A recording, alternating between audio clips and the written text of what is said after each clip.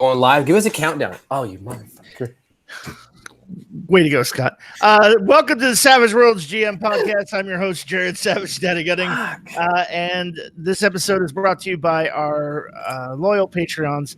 Follow us. Go ahead and sign up on patreon.com/SWGM podcast. Follow us on Twitter and Facebook at SWGM podcast. Check out the YouTube channel. Like, subscribe, share. YouTube.com/SWGM podcast. And last but certainly not least, iTunes and RSS subscription fees wherever subscriptions wherever you may subscribe to them. We're on iTunes, iTunes.com/Savage Worlds GM podcast. Almost got it. And if you're watching the live broadcast, feel free to participate in the chat. We do bring that into the show as part of the discussion. Tonight's topic, combat survival in Suede. And here to discuss it, Chris, the Savage Wildly Fox. Hello. Dave, the Rules Maven Scott. Greetings and salutations. Dustin, the Savage Zealot Smith. Game over, man. They're coming out the walls. And Scott W., the Savage Cheerleader, a.k.a. Disavow. Blood, death, and vengeance. So this is prompted by I know there's been a lot of requests for a combat survival guide. Now that there's been a new edition of Savage Worlds come out. For those of you who are new to Savage Worlds and not familiar, back in the day when we first released Explorers Edition, there was a little chart that came out that gave you options about what to do tactically to gain an advantage in Savage Worlds using the mechanics. So there seems to be another push for, I want to have that again. Please put that up again. It's out there. I already have it. I've got six copies of it printed out. I'm going to argue it's not necessary. I'm just saying it's already there. Yeah. Somebody's already done it for Suede. I'm going to argue it's chuffa. It's just not needed. Oh, fuck balls. I'm going to argue it's use Benny's. Use Benny's. Oh. So let's talk real quick about what the old combat survival guide did. And Chris, you seem to be the expert. Go ahead. It was an if-then. If this, then try this. If this, then try this. So if you're having a hard time hitting a high toughness, do a test and make it vulnerable. So now, it's a +2 to everything. Well, I mean, that would be the new version. The old version was if you're having a hard time hitting it, use a wild attack or something. Right. Use test of wills. Use gang up. All those types of things. Shoot it from range. Right. Those types of things. And it's pretty. The new version of it, and I don't know. I don't remember where I found it. But the new version of it is pretty much that exact same thing, just updated to Suede, and it's not as, it doesn't have like the background and the logo, and it's not as pretty as, well, I don't know if the other one was pretty or not, but it's just like a plain white table. So before we get into like how to use the thing or what it used to do versus whether or not you needed it, does anyone else feel like the new version, the combat options summary or whatever that they put out, is just too busy? There's too much on that it's 2 pages, I think, and it's just they've packed like literally like nearly every action a character can take on 2 pages of paper, in landscape, and it's too busy to hand to a player. They run into the same analysis paralysis they have if they're brand new to the system and don't know what edge to take, kind of a thing. Well, and I'm looking at the new one, and it's pretty damn busy. Oh, really? Oh, yeah. See, I only have the official one from PEG, the combat options and situational rules. So I haven't seen the one you're looking at. But I mean, it's literally just 3 columns jam packed with just constant text. Yeah. Whereas I know the old one used to be laid out kind of. There was a little bit of a graphic behind it. It was a lot of white space so that you didn't get lost in it. It was very simple. Like, if you're in this situation, try these things. Right. Whereas the new one feels more like almost like a cheat sheet, where it's just like, these are the rules without having to crack the book open to go look them up. Right. So have you seen the new one? No. Okay. I'm gonna Google it. Yeah, just Google, and it was Thank you. by Silent Mask is the person's name. So yeah, I mean it's fairly like I said, it's fairly busy. But it's got Oh, the account has been suspended. Ooh, yeah. I guess I'm glad I grabbed it when I did. Yeah, that's not available anymore there, Chris. Army matey, wonder why. Ooh. Mm. I mean, Mm. flag is the thing that he can put his stuff out through, as is the fan license. But make sure you're using the appropriate disclaimers and tags that Pinnacle requires on stuff before you release anything. Yeah, it was probably a host of other offenses. That could be. Yeah. There you go. So, more importantly, though, I think at least the reason the old one was kind of beloved is the fact that it was such a simplistic document that even a new gamer who had never played Savage Worlds before could look at it and go, okay, if we're having a hard time doing this, we specifically try one of these three things. And it didn't give you the rules of how that thing worked or anything. It just said, try X. Yeah, and left sure. all the rules in the book or up to the GM, etc. Oh yeah, this thing is wow, it's crazy. Wow, yeah, that's Holy Did fuck. you guys find it? Yeah. yeah. Did you put Jared it- shared a link internally to everybody on the podcast, and it's Did you put it in the chat for the people I'm watching? about to. Yeah. And I just sent you guys a copy of it. Thanks, Chris. This is good pod. it's This is good pod. so. Yeah. Again, though, looking at this, it's not as busy as the official one from PEG, but it's too rules heavy. It's telling you, like, when you do a test, it's telling you what the test does, rather than just saying, if you can't do X, try a test. If you can't do Y, try a wild attack. Instead of laying that out very simply, it's going, well, here's the rules for that. And it's like, good grief. Where does the part where it helps you hit a toughness of 20? Oh yeah. That's hard. Yeah. So I guess that's a good question. So I guess that kind of is a good question. So how do you hit a toughness of 20? You need more powerful weapons. No, you gang up on it. Here's the Yeah. thing. Here's the thing I don't like. Here's the thing I'm not enamored with the combat survival guide. To me, it's so much. Well, duh. It's like, well, you're failing in single toe-to-toe combat with the dragon. Here's an idea. How about you stay out of its fire breath range and work together? Yeah. I mean, honestly, yeah. Or combat survival. How about if it's handing you your asses, you leave? Right. Yeah, I mean, here's an idea. Run the fuck away. Here's an idea. Shoot and then go into cover and then come out of cover and go into cover. Yep. Well, like the dragon should be mostly dragons are the end of a campaign, right? Where you're gonna murderize the fucking dragon and take all the golds and monies. So you should be building on those points along the way of like, okay, cool story. We've got the arrows of Dragonbane. We've got the elixir that makes you invisible to a dragon's scent, right? You got all these little tchotchkes that you put in place as a good GM for the campaign story to help them fucking overcome the dragon. Yeah, I think that's very valid. Very good. Yeah, well, give them the choice. What? Scott, you pandering son of a bitch. I'm just saying, man. No, there's ways of doing a good campaign. You don't just say, hey, good luck with that fucking dragon. I mean, I've done it, but I have things in the world be like, hey, maybe if you had actually listened to the old bitch who was trying to explain to you like what dragon lore is, right? You got to find the fucking dildo of penetration and fucking to murder the dragon, right? But now instead of joking around and not listening and we'll just kill her and all that shit that I'm putting myself in there seem to like to do. Mm-hmm. I was on my phone. Right? Yeah. Yeah. That's fucking great.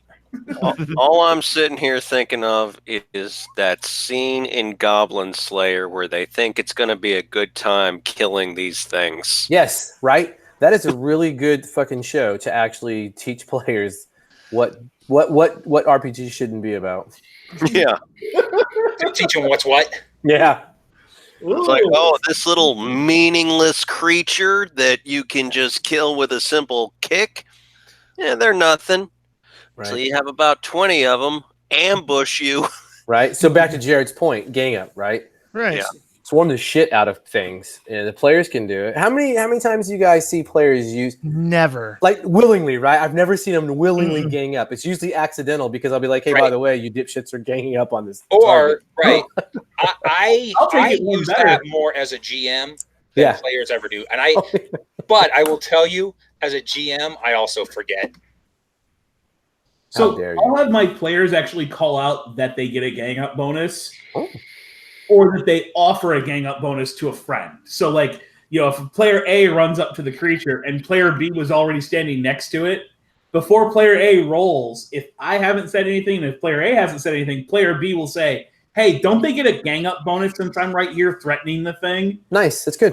So I've got players who will use gang up pretty well. Now what? Oh, go ahead. Sorry. That said, where I look at kind of the new avenue to this that no one's talked about yet is the new way support works. Yeah. Yeah, support You know, rocks. The guy runs up to the dragon with his sword and says, I'm going to hack its head off. And then Chris says, oh, well, I'm going to use survival to tell you the weak spot on a dragon and how to get between its scales. And Dustin's going to roll his arcane skill roll to put a gust of wind behind you so that you evade the dragon's claws. And Jared is going to strum his lute and raise your morale a little bit with a perform roll. And Scott, on the other hand, is going to kick you in the ass with an extra fighting roll to get you there a little faster so you don't bitch out and not run out in front of the dragon. So wait a minute. But remember, Successes. In this breakdown, everybody else has got an action move, and I'm stuck over here strumming my lute. What's You that? got yeah, an action shut move. up, Jared. Play your You- damn lute. What's Yeah, that? you- What's Be that a quiet. euphemism Hey, for? every party needs a good bard. Shut the fuck Yeah, shut up. Play your lute and give somebody a. Everybody's attacking the dragon. I'm over there in the corner jacking it. Is that the? No. the It's man. not always about you, Jared. It's Yeah, not your always support about you. staff. It's you're invaluable. Yeah, also, I do recall that, isn't it like it was before that it's a max +4? Yeah. Yes. Okay. I mean, there is a maximum on that. Right. But that's a success. It is. Ah, Yeah. I mean, facts. +4 is a full success, give or take. Right. Yeah. You got to consider like the surprise bonuses of a dragon, though. Well, and here's the other thing too. You never see players do either. Like Scott was mentioning earlier. Hey, you know what? I'm going to research some shit about dragons so I can find a fucking weakness. Right. Yeah, it's really tough. It's a lot of and also like the new rules for distracted, right? Mm-hmm. I mean, that's perfect for these tests and get that. Hey, fuckface over here.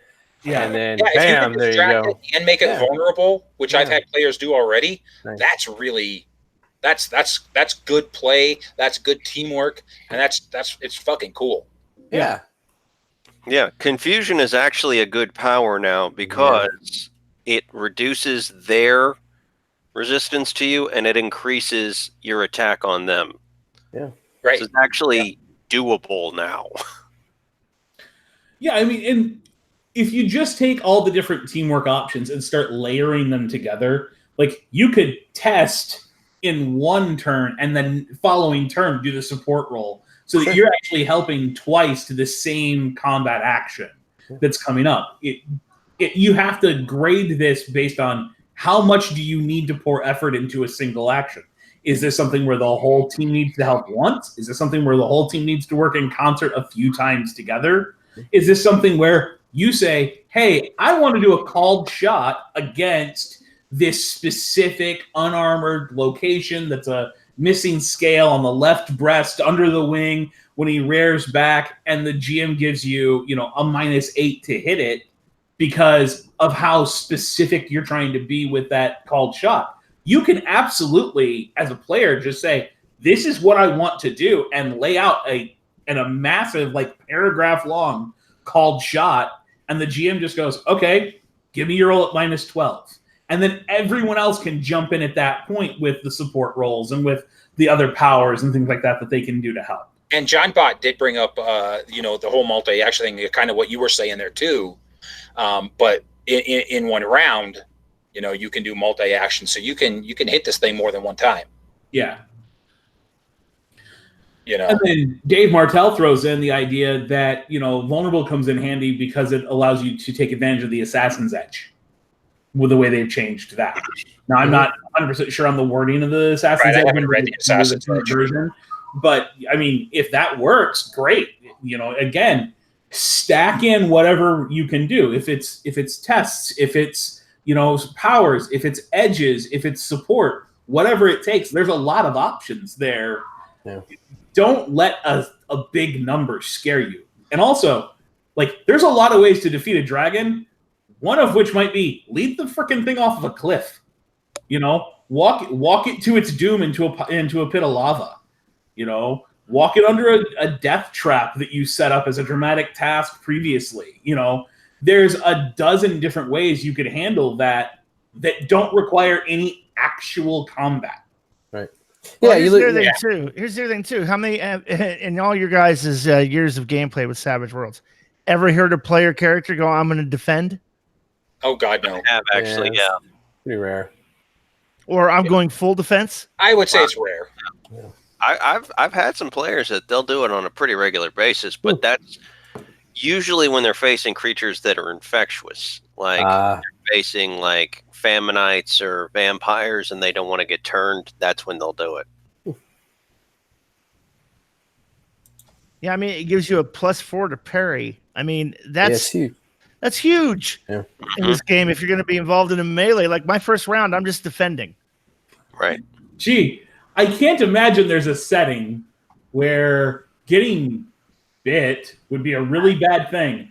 And yet in 3 years of playtesting, I've never seen anyone use the defend maneuver. No. Oh, wow. No. Wild attack out the ass. Oh, wow. Or run the hell away. That's obviously because that's how gamers game. Yeah. Kill. Don't want to run away. Don't want to live to see another day. And then when you kill them or you have a TPK or a wipe, they cry. Oh, it's your fault. You killed me. Ugh. Yeah. Or what about called shots? We're talking about a dragon, right? How about called shot, arrow to the eye, bitch? No, dragon, that's way too much of a negative. No, it isn't. Not with a dragon. With a dragon, and you bring in the size scale. It's what? It evens out. I've had a player that shot a dragon in the eye because it was so large, it just evened out. Right. Right. So yeah. I'm guessing these questions about combat survival are coming up from people who are new to Savage Worlds, right? As always. I think there's twofold set of that. One is the people who are brand new. Yeah. Others are the ones who don't want to let go of the deluxe mechanics. They don't know what to do under the new mechanics. They can't figure out that the test of wills is now rolled into the new test, and that results in distracted or vulnerable. And either of those is just as powerful, if not more powerful, than the old result of a test of wills was. I'm going to be honest. They're not understanding how that chain of events works under the new mechanics. Well, I don't know if I necessarily agree with that. I think it's there's a nostalgia factor of there's this comfortable thing I'm used to called the Combat Survival Guide. I need it for this new version too. But to me, why did the Combat Survival Guide appear for Deluxe, or forget Deluxe, the Explorer's Edition in the first place? Well, I'll say this. Anytime I've put one on the table, never referenced. Yeah, that's what I'm saying. Chuffa, forget it. There's no point. Now, to be fair, that could be because of the type of GM I am. Because as soon as a player starts to narrate what they want to do, the first time at my table you narrate what you want to do, I'll tell you to throw the rules out. You tell me what you want your character to do, I'll figure out which rules that actually interacts with. Yeah. And if you specifically want to put yourself out for a wild attack or something, you can call that out if you know the mechanic. But if you tell me I'm going to all-out attack, I'm going to ask, so you want a wild attack, though? That's going to be a penalty on your next round, but it's going to give you some bonuses now. Yeah. I do a very teaching style as a GM, and I don't require that my players know the rules at all. In fact, I've got a couple of people right now playing in one of my games that don't know Savage Worlds at all. They don't even have a copy of the book. They just show up to roleplay because they love to roleplay. I was going to say, Dave, when you said it was that players can't give up what they had in Deluxe, I'm sitting here thinking they can't give up what they had in 3.5. Well, and I think if you ask me, I think the reason the combat survival guide exists for Savage Worlds is for people who are used to playing D&D style combat. Yeah. Like I'm hitting it and it's doesn't do anything, man. How do I flank it? Survival guide was never an official peg thing. This was always a fan thing. Right. So I mean, I think the whole thing exists because the mass majority of people who are playing Savage Worlds think, well, this is how you do combat. You draw your sword and you stand toe to toe with it until one of you is dead. Right, attrition. They're used to the attrition system. And I've said that before. There's, and I try to explain to new people in Savage Worlds. Savage Worlds is the farthest thing from an attrition system. It doesn't have hit points. You can't go up 12 levels and kill everything. Okay. You don't get invincible as you go up the ranks. You just get more powerful. So where I have to slightly disagree is Savage Worlds was absolutely written as an attrition system, but it's an attrition of a smaller number of numbers. Yeah, I mean, the death spiral in Savage Worlds is huge. That's the biggest complaint people have.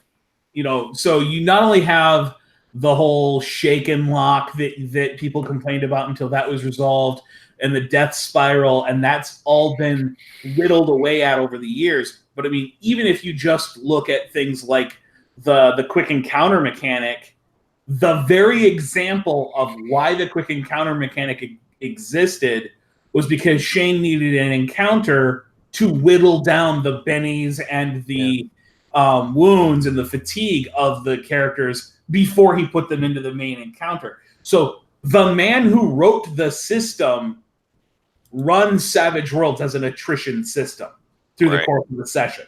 So we can't say that it's not an attrition system. I think there's a lot of people who don't play it as one, who recognize the fact that I can one-shot a legendary gunslinger with a novice water boy throwing a stone he picked up randomly off the side of the road.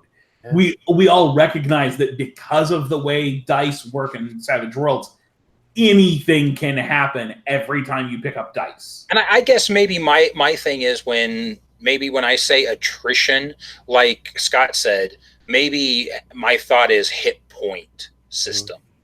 Because the way the hit point system in Savage Worlds is simply called wounds and fatigue. Right. Because the way I always look at it and what I think about that is and we talk about D&D. So in D&D, I have 100 hit points. The monster has 100 hit points. None of those hits that I do matter in the least until I get the last one that makes it 0. Yeah. Nothing else matters. Where in Savage Worlds, shit matters. And I think that's more what I'm talking about when I say attrition system. Well, back and forth over. The funny aspect of that is most of the successful hacks for D&D that came out of like XDM and some of the stuff that came out about 10 years ago was all about doing a stat squish on that. Like one of the most popular ones I've seen recently is that whatever your class die type is in D&D, that's your max hit points after you add in your Constitution bonus. Like if you're a fighter, you have let's say 13 hit points, D10 plus Constitution, and that's your total hit points forever. They never ever go up again, and that way you completely eliminate the whole you're never threatened by an attack aspect of D&D, and that's been a big hack that's gone into that system from a lot of the fans. So I think even the fans have recognized that, but kind of over the long haul of an entire session, Savage Worlds absolutely is meant to whittle you down by adding fatigue, adding wounds, taking away bennies, and then also removing power points and making you use up consumable items such as medical kits and things like that. Like you look, bullets. Even the healing skill has some penalties built in if you run through all your supplies. If you run through things. So there is absolutely some attrition to Savage Worlds that I think gets hand-waved by portion of the community, and we are all exemplary part of the portion that hand waves it. We don't ever think of it. So Yeah. Well, I'm going to say this too. So much of this combat survival guide is common sense as well, right? It's Well, okay, for well- a seasoned player. Yeah, season players. no, hold on. No, hold on a second. Not even for a noob. If there are goblins coming over the hill and not one of them has a fucking bow and arrow or a ranged attack weapon, and What, you clo- do, Oh yeah, well shoot. I think that's is that even in this one? I mean, yeah, that's Oh, yeah. obvious. oh yeah, But I'm looking at like I don't know, it's how do you convince someone that a wild attack is in their best interest? And the people will use that one more often than I think anything else. But there's still some reticence because Agreed. they're like, yeah, there's that a penalty, you know. Mm-hmm. So I think the fear of penalties is something I have seen dissuade more action than anything else in the game. Sure, yeah. I've seen people don't want to do a called shot because it has a penalty on it. They don't Yeah. want to do a wild attack because it has a penalty on it. They don't want to do a multi-action because it has penalties on it. The only way you'll ever break them of that is to have another player at the table successfully pull it off. Legitimately, it's the only thing I've ever seen actually break that mindset is when they see somebody else roll against a -12 because they're doing 3 actions and they're doing, a called shot in the middle of it or whatever, however they built up that massive penalty. When they see someone overcome that with like a D6 and realize, oh, it is possible with edges, with rerolls, with bennies, all the cool shit that's there. As soon as they realize that, it breaks that mindset. But it is the number one deterrent to doing cool shit in the game is having to overcome penalties. Yeah. So let me put this forward. Do you guys think that the GM should be your player's own combat survival guide, leading by example? I think that's a valuable thing to do. If as a GM you remember to do it. Well, let's say for That makes example, you just pick a rule to kind of engage with as a GM every time you bring up an NPC or a villain. Yeah, I think that's a great idea. You got to attack this guy who's the big bad of the session, and the chicken coward will never stand with you toe to toe. Every time you get close, he takes 3 steps back and throws a knife at you. Yeah. Takes 3 steps back, ducks into cover, pops back around, throws a knife at you. And you just focus on that aspect of combat to show the player characters the advantage of not engaging in melee. Yeah, sure. Have a character go on hold, and as soon as a player declares an action, interrupt in the middle of their action from the time they declared it to the time it finishes. Interrupt them right there and do something. I don't care what it is. It's just one of those things that if you do that, they suddenly see the power of going on hold because they then have to realize, oh, wait, no, I can interrupt at any point in the turn, and the turn just picks up where it left off. The person doesn't get to go back and redeclare their action. They don't get, if they moved out of cover, that whole ability in Savage Worlds to use your movement in pieces. I can move 2 inches, take an action, move 2 inches, take an action, move my last few inches. The ability to do that in Savage Worlds is something most people don't think of until they've seen that happen, where somebody steps out from cover, takes a shot, adjusts their position to shoot at another guy that's removing cover by flanking them, and then takes a final step into cover. And then they don't know to counter that is to go on hold. And as soon as he declares he steps out of cover, interrupted shooting. Right, yeah. Right. And if you may shake not them, always succeed at your interrupt, but it's damn sure worth a try. Yeah. And Dave, what happens to a character who's shaken while they're on hold? Oh, they counter to that. They don't get to unshake unless they drop a penny, because They lose their action. Their free unshake starts at the beginning of their turn.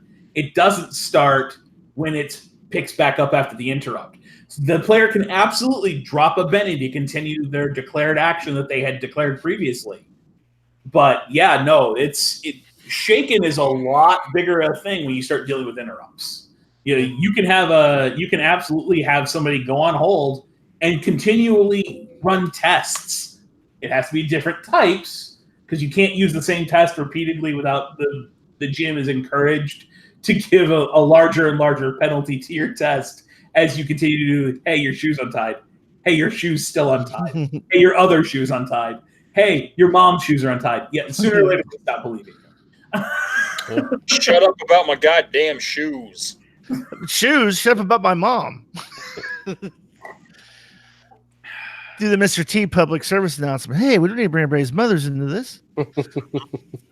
But Jared, you're right. We've said this before. You got to lead by example when it comes to this shit. And yeah, there'll be times where I'll pick like 1 or 2 combat maneuvers du jour for the session, and be like, okay, cool. Make a note. This person will use this against the party because I need to show them what's possible. And it's something simple, like it might be talking shit. They'll talking shit to like an ogre, and I'll have the ogre just take its club and be like, let me knock you prone real fast. Yeah. Right.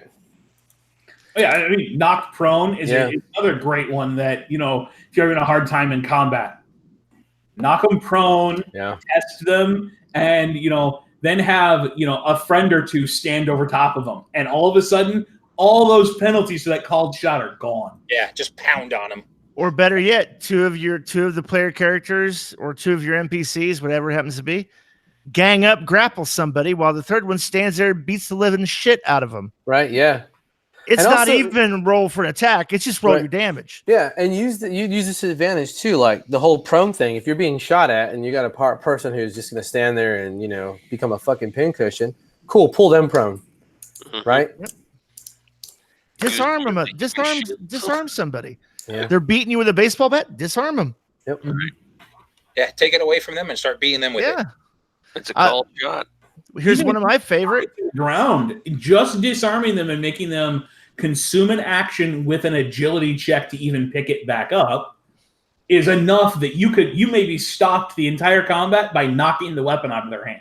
Yeah. Right. Because they don't want to leave themselves vulnerable to bend down in front of you and pick the baseball bat up again. Right? And here's one of my favorite ones too. There's a whole set of rules about fire. How about we light an arrow and I fire it at you? A lit arrow, flaming arrow. Yeah, no joke. All the hazard rules are nasty. Yeah. So, Dave, what happens if I, at short range, have a flaming arrow and I hit you with it and you're wearing leather armor? Well, it all depends on what I used to set the arrow on fire, whether it's oil or, pitch. Let's say it's oil. You're going to roll some dice to determine whether or not it catches on fire. The more flammable the target is and the more flammable what you're using is makes it a higher percentage chance. And it's a straight D6 roll.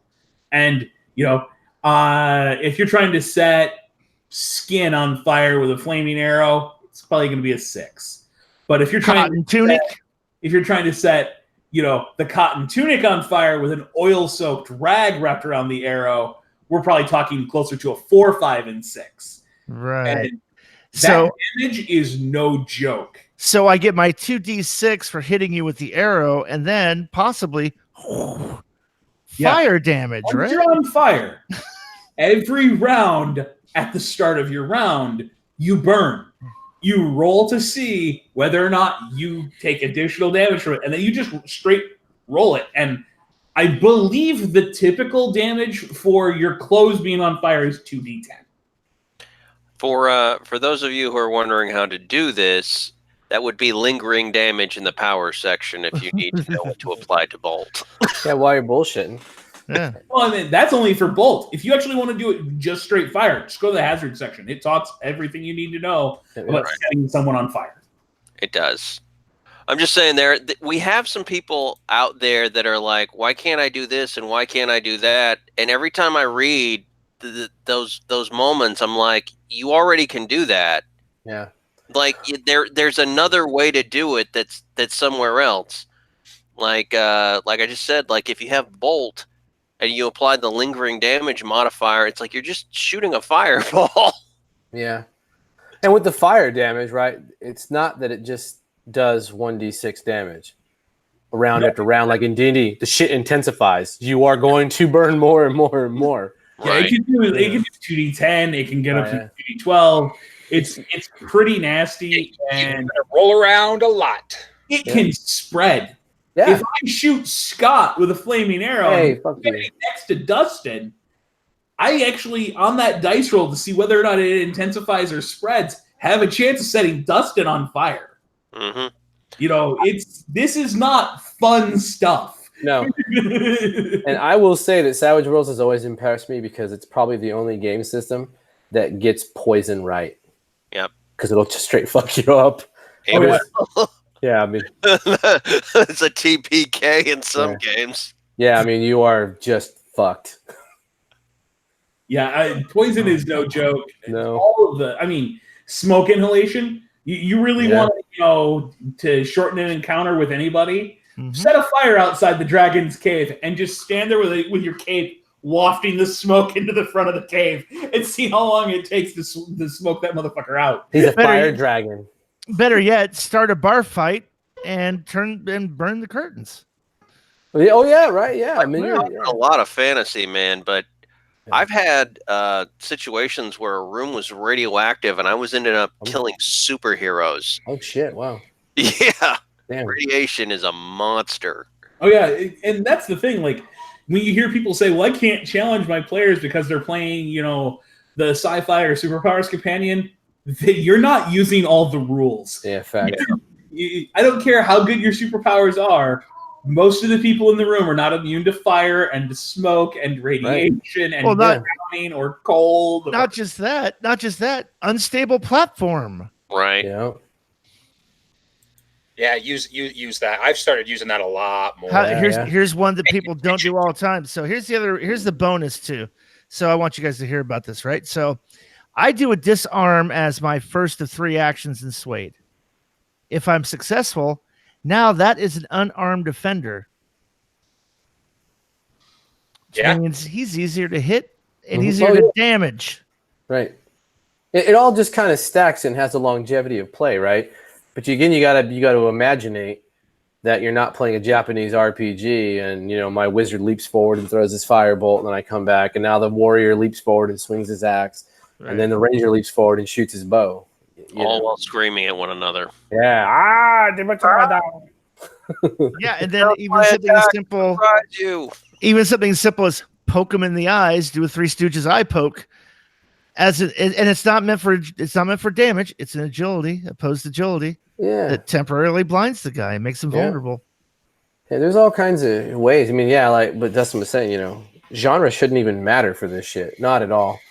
Not at all. Modern special ops. What catches shit on fire when you live in a shithole third country? Flashbangs. That's what catches shit on fire when you live in a shithole third country. How about this one? You get the telekinesis power. You get some decent oomph behind it. And then you just start lifting somebody. You cast it, lift somebody. You let it run its entire duration. And then you don't reactivate it. Right. I think there's actually a section in the Superpowers Companion specifically about using telekinesis to drop opponents. Which it is pretty powerful because I've seen Jared use it effectively. I mean, to be fair, in one of the more recent campaigns I've witnessed, the most lethal thing in the campaign was a fire escape that people kept falling off of, because falling damage is no joke. Oh yeah, no. Well, telekinesis is always one of those weird powers too, right? It's just like, okay, cool, I'm gonna throw books around. No. How many pounds of pressure does it really take to push someone's tongue in the back of their throat and choke them the fuck out, or spin their eyes in the back of their head? It's not a thing. Or the Cronenberg scanners bit. Right? Yeah. Scott, there's no rules in the book for what I have to roll to spin your eyes in the back of your head with my telekinesis. Oh, I bet there is. I bet it's just an opposed fucking test. Well, we're dealing with the puppet power. Like the puppet power, you can do a whole build around the puppet power. Of course. It's a powerful one. Yeah. Take Born a Hero, and at Novice, you can have puppet. Yeah. You may not have enough PowerPoints to use it, but you have it. Born a Hero is a mistake. Changed my mind. Born a Hero is beautiful. It's the way God intended this game to be played. Found the Munchkin. Legitimately, I have never run a single game in Savage Worlds that didn't include Born a Hero. Well, really? Yeah, I've Wow. never run it without that setting rule in place. Mostly because I like the idea of players starting with the character they want to play. What's it like to handhold all your players?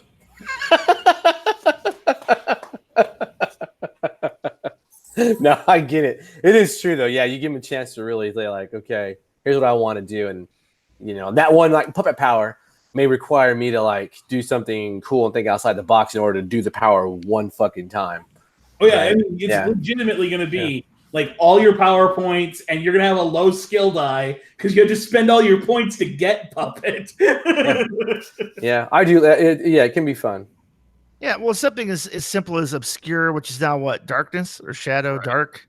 Yeah, Something light, like that. dark. Did you realize the penalty to fight somebody in a blackened out room? Oh, it's retarded. Especially if you're a race that has like low light vision. Can you Yeah. imagine being an elf with the obscure power? Can you? Never mind. Can you imagine being in a special environment where only you see in the dark and everyone else? A little bit of an advantage there. There is a thing called dark vision in the game. Just saying. Yeah. So if you're in a completely pitch black room, ladies and gentlemen, you suffer a -6 penalty to everything That seems unfair. because you're blind. You cannot see shit. Oh, and by the way, dark vision suffers no penalty. Low light suffers -3. And night vision goggles are a thing that your character can absolutely put on. Get that array going. Although if you've got a dick GM, your night vision goggles will emit a green light from whatever that stupid video game was. Splinter Cell. That's not real. Yeah, Anyone put listening to these this, that's on. not real. Totally worked Put that these- way, but So what how does that go? I put them on. Holy fuck! Someone hit me from a sniper hit me. Oh man, good times. Yeah, congratulations. Your low light vision lets you see the bullet straight into your eye. Right? Yeah. you want to be real creative, look your GM dead in the eye and tell him that the character that's currently using dark vision, you shine a flashlight in their face. Yeah, Mhm. sure. Because Oh, no one yeah. really thinks about that, right? They think like people forget that transition piece, and that it affects anything that has to readjust its cones and rods. I mean, that's a very quick and easy way to trap your smarts trick against them for the test. And Sure. bam, done. So Dustin, why don't you go ahead and read at least the second one from Dave Martell? Falling damage is deadly. The glitter boy in my Savage Rifts game slagged a mid-air Samus armor, and they were just high enough to suffer 10d6 plus 10 damage. God. It did 76.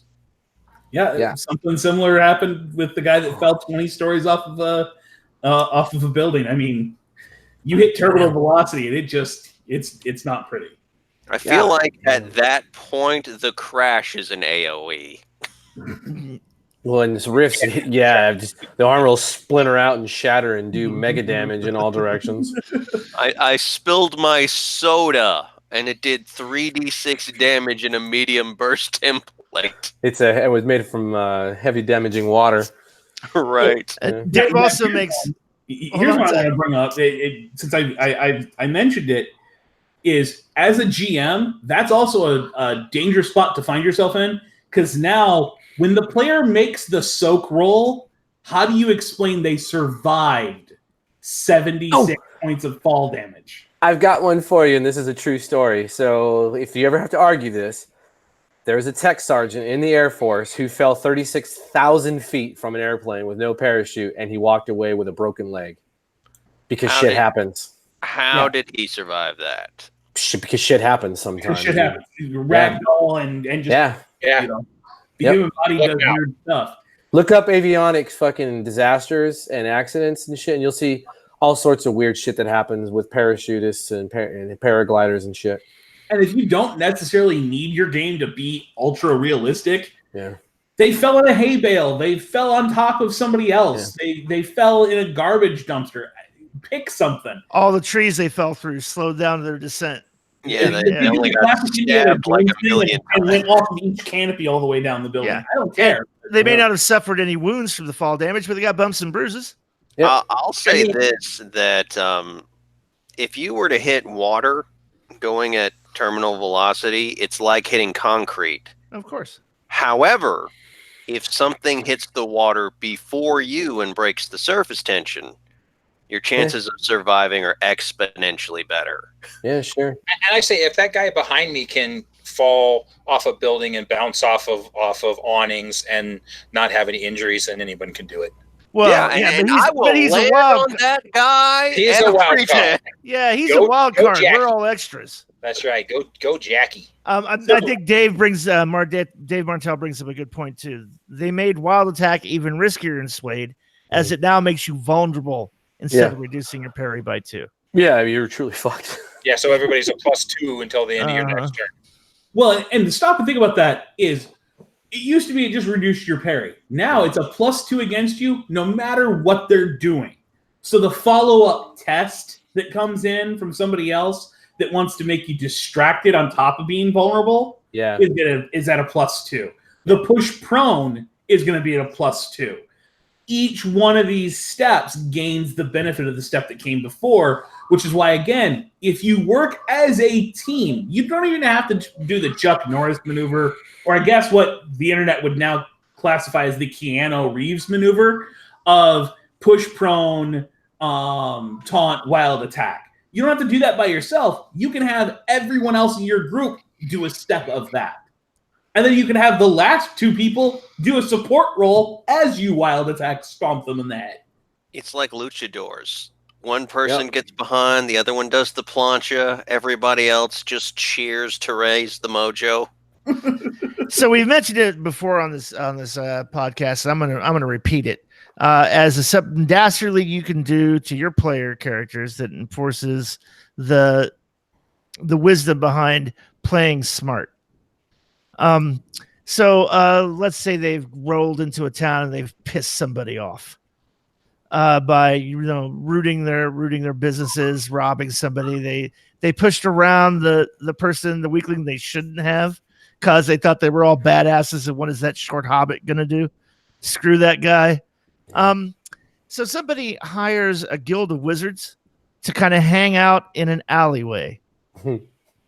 And then they hire a little street urchin to walk up, pick the player character's pocket, kick him in the nuts, and go and run around a corner into an alley.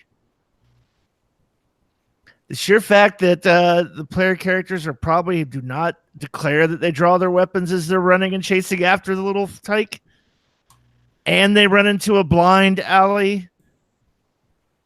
As a ambushed by wizards, I would always have my weapons drawn in a town that hates me. It means all of shit because wizard rage attack bolt, bitch. Here you go. Yeah, but exactly what Scott said is you're going to get that from players. Yeah. They say this shit all the time. Here's the thing. It doesn't matter under Suede. It is absolutely a free action to draw that weapon. Yeah. But you're still an unarmed combatant until you get to take an action. All fucking fact. Just pray for low cards. Free action, but it still is an action, and it requires it to be your turn. And by the way, more often than not, all the wizards have the drop on you, so +4 to attack, +4 damage. Right?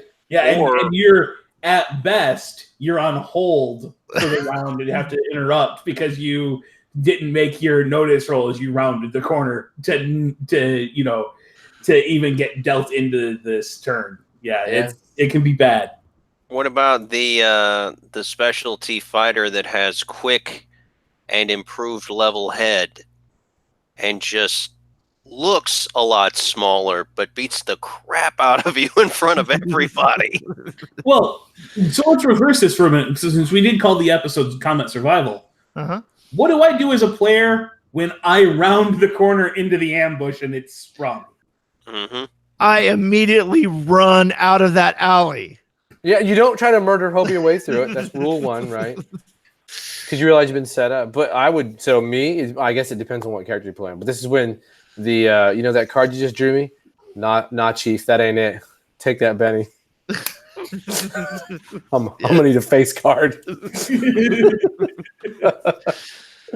I will say that an interesting aspect to this, at least for me, would be the interplay you're going to get from your players when it happens. Mm-hmm. And don't squash that. Do not walk over your players suddenly trying to figure out as players what their characters are going to do. Because, yeah, I get it. It's supposed to be this fast, furious, fun thing. But you're going to eliminate part of the fun of them as players trying to find a solution to the puzzle that you've just presented by trying to, but it's an ambush, so it happens right now. Oh, yeah. Don't lean into that too much as a GM. Well, is this a moment where you say, okay, cool stories, you take off after the urchin, now give me your notice rolls to notice the six wizards waiting in ambush for you? Absolutely. That's exactly the way I would introduce that scene. Yeah. So they know the weight of it, and to drop every Benny they have trying to get an initiative card, and then because they dropped all their bennies trying to succeed on the notice roll, they have none to soak the damage. Right. It's true.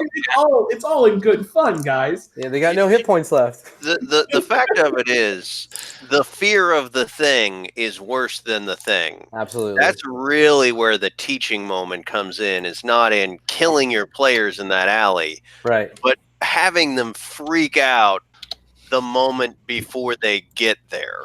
Yeah, because you could be a bunch of fucking little Gryffindor douchebags. Mm-hmm. Right? You don't know that it's you're thinking necromancers and shit. Like, oh no, let me tell you, it's just a bunch of little kids who are dressed like wizards. On each other's shoulders in a long robe. Right. Yeah, the one on with top a of beard, like Spelliamus and make you drop your weapon that you just argued with the GM that I always carry my weapon with me everywhere I go. Oh man. Bolt disintegrates. Boom! A called shot. Bolt disintegrates the sword in your hand. Good night. There you go. Right. Mm-hmm. There's another one. Yeah, Sunder weapon, Sunder armor. Yeah. I mean, you can do a called shot against anything. Yeah. Just saying. Yeah. I've broken plenty of fucking swords and axes and shit in the pretend world where that happens easily. Right? Yeah. Show me a real sword that broke in the middle of combat, and I'll show you a real shitty blacksmith. Well, yeah, I mean, as I say, to be fair, watch Fortune Fire. Okay, now I just gotta have to go out on a limb here and say most of those are in a controlled environment, in a competition race style. No, yeah, I'm tracking the time and tools they need to actually do it right. But I'm tracking. All I know is watch them swords bend and break, take the pig. My asshole puckers were like, oh shit, you would have gotten everyone murdered. I would not want to be in the room every time they swing those, especially the ones where they have to like hit a block of wood and see if it breaks. Yeah. Or a block of ice. Yeah. I mean, I've seen a few of those where they spring out and there's pieces flying and you're like, Jesus Christ. Crazy. Yeah. Is there anything else to talk about from a player perspective of how to survive? I mean, Benny's your hit points. You just got to play smart. I mean, run away sometimes. Yeah, Chris. That's true, Chris. That's the one that no power fantasy wants you to run away. Here's an idea, and I know it's absolutely, totally batshit the wrong direction for most players' thought process. On your turn, narrate your character saying something, and then ask for a persuasion roll from the GM to have talked the opponent down from an armed conflict to at least a conversation. Sure, they might continue to point their weapons at you, but if you can at least get them talking, it's no longer a fight. It's not nearly as hard to survive a conversation as it is a gunfight. I would say if a gunfight happens and you're not armed, play dead. So what you're saying, David, is pull a Princess Bride? Like, okay, well, all right. I know you're a wonderful swordsman, but we're gonna sit down here for a second. Let me just take your time. Absolutely. Right? Yeah. Yeah. right, a little pre-swordplay foreplay conversation. Yeah. Yeah, make it interesting. I would say too that the one of the challenges the GM is don't dominate. Don't use the rules as a club to beat your players over the head. But do in fact play your NPCs and villains smart. Yeah. And use the rules as a teaching guide to go, because they don't understand. You can go, hey, you guys realize you can defend, right? You can declare I'm defending, right? You guys are, yeah. And then when they go to do it to somebody, okay, well, he defends. And then they go, oh, I hit him. Nope, you didn't, because his parry is 4 higher now. And when they see it in action at the table, then it actually lands. You can tell people all day long. It doesn't sink in for most people till you show them. David Martell asks in chat, as a GM, make sure where the fight takes place has cover. Even your typical kitchen or living room has cover. Mm-hmm. And my response to that is, one, if you're doing a good job as a GM, you've probably narrated at least some of what's in the room. So the players can flip over a desk or a table or dive through a doorway or what have you. The other thing I would say is, if all you want is light cover and you're not in a direct melee engagement, just drop prone is huge. Yeah. Like if you're wondering what to do, the whole trick for the people that have you down for range, go what you can, drop down, wait, stand up, go what you can, drop down. Then when you get into melee, then you hit them. Drop prone behind a small boulder in the middle of a field. Yep. You have full cover because you cannot be seen. Well, but nobody ever hits the deck when guns start flying in this game. No, man. Well, with the exception of Jib. I'll say this, with the exception of Jib. The session we did on here for ETU, Jib's character, the first thing he did as soon as you said a gunshot rings out is he narrated his character jumping on the floor. Yep. Yeah, I dive for cover. Mm-hmm. Mm-hmm. All right. So with that, we don't have anything else in the chat we want to address? I don't think so.